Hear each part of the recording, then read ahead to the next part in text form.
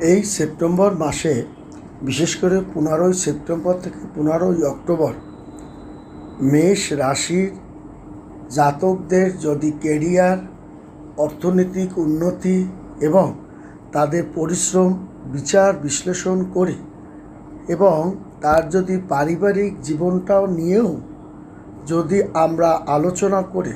তাহলে দেখব যে 15ই সেপ্টেম্বর থেকে 15ই অক্টোবর এমনিতেই অক্টোবরের প্রথম থেকেই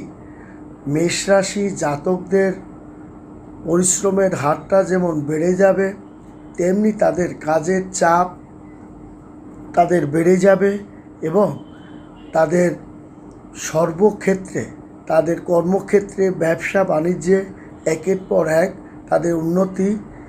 হারটা ক্রমশই তাদের বাড়তে শুরু করবে।